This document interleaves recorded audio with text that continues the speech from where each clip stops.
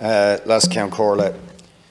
Taoiseach, this morning I attended the press launch of the Raise the Roof campaign, where trade unions, student unions, housing groups, anti-poverty groups and many more opposition parties as well outlined details for the Raise the Roof national housing demonstration next Saturday week, which will take place in Dublin city centre, where we expect many thousands of people to take to the streets to demand action that hasn't been forthcoming by this government to address the shameful, intolerable, ever-worsening housing and homelessness crisis. There are many reasons I would urge those affected or angry about the housing crisis to come out on the streets next Saturday week.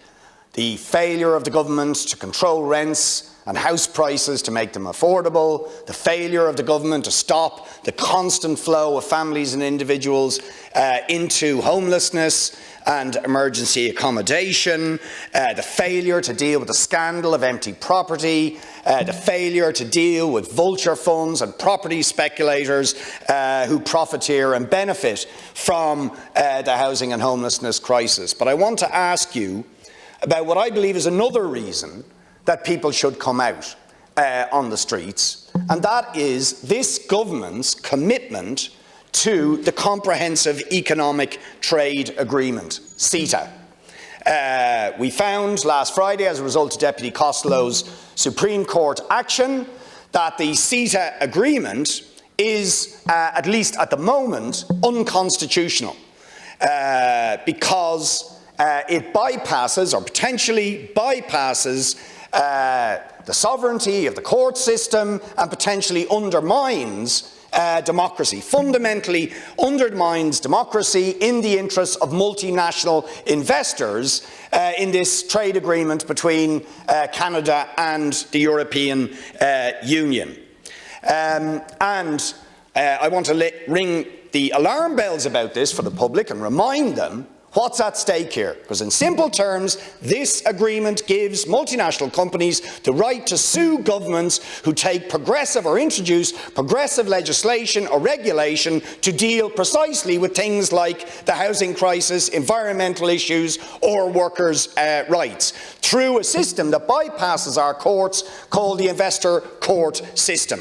And yet the government continues to be committed to this attack, really, on democracy in favour of the profits of multinational companies. And what it opens up is the potential, for example, of property speculators and investors suing governments who introduce measures to protect tenants, to control rents, to regulate the behaviour of vulture funds, property speculators, and so on. And yet, the government remains committed to this unconstitutional agreement and refuses even to agree to a referendum where the people of this country could debate and vote on whether they want to be part of this dangerous agreement. I just remind you, you have now raised two issues under leadership. No, I didn't. I connected the housing issue to CETA. Two issues, I'm not sure, so I'm going to let the Taoiseach deal. I was saying it's another reason. I'm going to let the Taoiseach deal with whichever issue he wishes to deal with. Well, a good polemicist and a great propagandist can often conflate issues and spin it to his heart's content, which is what Deputy Boyd Barrett has done, but rather in a very disingenuous way, dare I say dishonest way, in your presentation and your attempt to conflate the two. Suffice to say that I've said repeatedly in this House that housing is the greatest social issue facing this country and the #1 priority of this government to tackle and to deal with. And Minister Bryan has brought in a raft not just of legislation, but schemes to deal with the housing issue. We need to build houses faster, more rapidly, to help the younger generations get access to houses that they can afford and that they can rent at affordable levels. And whether that's affordable housing, social housing, cost rental, refurbishment of existing houses, or any other initiatives that we can take, we will take them. In respect of CETA, again, the Supreme Court ruled yes, and I welcome the clarification in the Supreme Court judgment in respect of CETA. It didn't rule on the principle of free trade, but rather it ruled on a point of law, which can be remedied 6-1 in terms of the decision of the Supreme Court, that an amendment to the Arbitration Act can deal with the issue, and consequential on such an amendment to the Arbitration Act, CETA can be ratified. But again, what is this great danger that you want alarm bells to go all over the place about? You never ever say it, you never ever reference it. So you talk about multinationals, you talk about developers, vulture funds.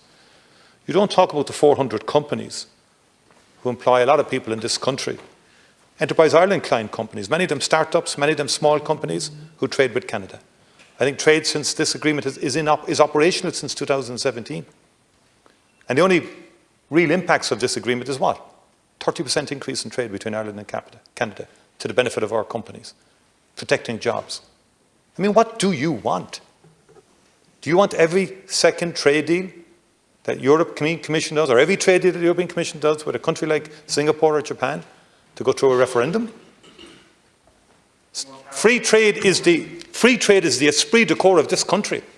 Since the 1960s, we fundamentally changed an insular approach to an external approach, joining the European Union, embracing the single market. Why? Because 90% of everything we make in this country, be it services or be it merchandise, we sell. We sell and we export and we create wealth. And we create jobs in this country.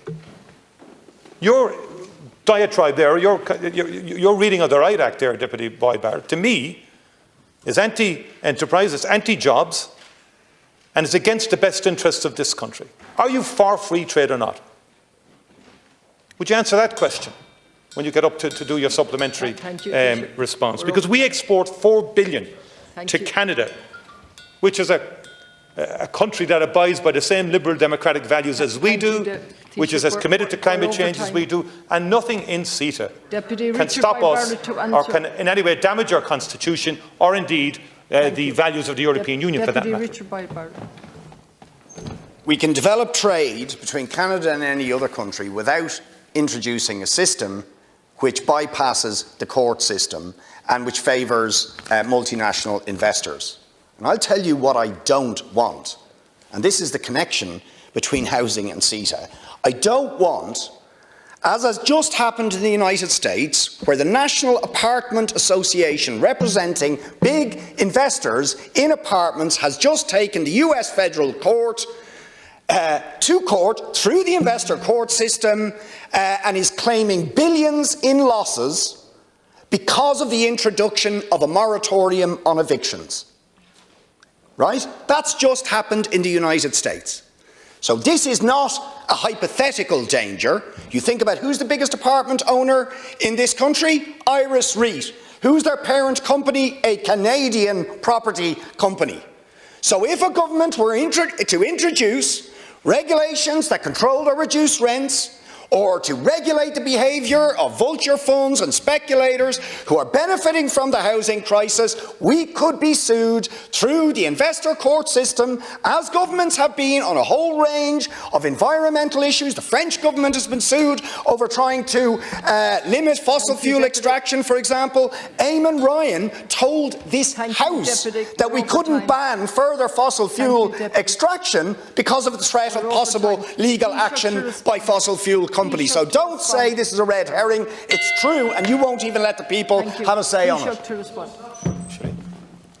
The Supreme Court is clear. If you amend the Arbitration Act, you can deal with the point of law that was raised. And nothing, sorry, no, hold on a second now. No country can be sued for adhering to the European Union Treaty. It's daft to suggest you could be. You can't. Neither can any country be sued in respect of upholding its own constitution. And that would be the effects of the amendment to the Arbitration Act. So you should not scaremonger in the hypothetical manner that you do and raise the one issue. I have read and I've taken far more substantive advice on this question than you have, Deputy. And I can say to you very, very clearly, and Deputy Murphy, it's not your question, Deputy Murphy, it's Deputy Boyd Barrett's question.